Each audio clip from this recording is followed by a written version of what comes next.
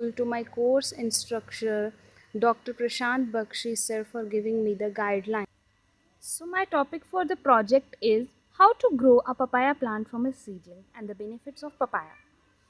तो सबसे पहले तो हमें पता होना चाहिए कि पपाया के क्या क्या फ़ायदे होते हैं। पपायास जो होते हैं वो ट्रॉपिकल रीजन्स के प्लांट्स होते हैं और उनकी ग्रोथ और फ्रूट प्रोडक्शन के लिए they need a warm climate.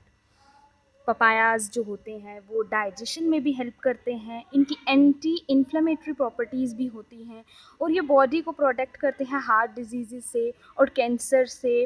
और पपाया जो होते हैं ये ब्लड शुगर लेवल को भी मेंटेन रखते हैं और कोलेस्ट्रॉल को भी मेंटेन करते हैं। तो पपाया को हम इम्यूनिटी बूस्टर भी कहते हैं क्योंकि it is a good source of vitamin A, B, C and के।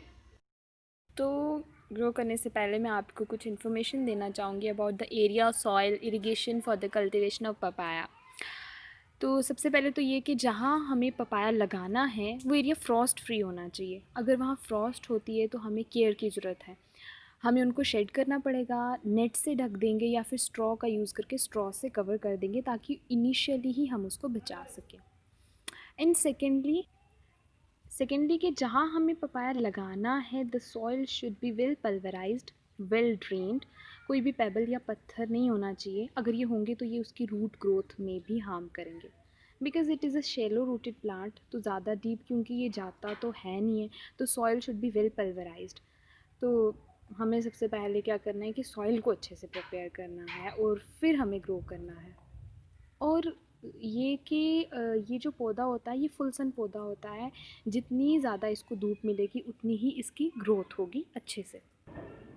अब अगर हमें हाइब्रिड प्लांट लगाना है तो हम एक ही पौधा लगा सकते हैं तो वो फ्रूट कर देगा। लेकिन अगर हमें सीड से लगाना है तो हमें 2 पौधे लगाने पड़ेंगे क्योंकि इसमें मेल एंड फीमेल प्लांट का इशू होता है। तो इसमें हमें 2 प्लांट लगाने होते हैं तभी वो ब्रीड करेंगे और इसको फ्रूट लगेगा। एंड एट लास्ट कि अब वीड की बात अगर हम करें लाइक मतलब प्लांट्स में वीड वगैरह तो ग्रो करती है। अगर कोई भी वीड लाइक खुपई के राई, कांग्रेस या कोई भी ग्रास ग्रो कर रहा है इस प्लांट के आसपास तो we have to clean it with खुरपी वाई रिमूविंग द वीड्स और the grass. Let's start to grow. ये सीडलिंग है जो मैंने पपीते के बीज से कुछ दिन पहले 20 से 25-30 डेज पहले मैंने ये ग्रो किए थे। अब मैं इनको ट्रांसप्लांट करने जा रही हूँ फॉर फर्दर ग्रोथ। ये बहुत इजी टू ग्रो होते हैं, हम इनको सीडलिंग से ग्रो करते हैं।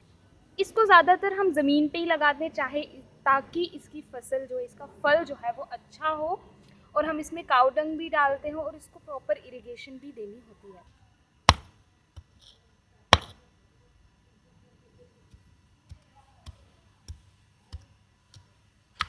इसका फल जो होता है वो बहुत ही मीठा स्वीट होता है और बहुत ही टेस्टी लगता है।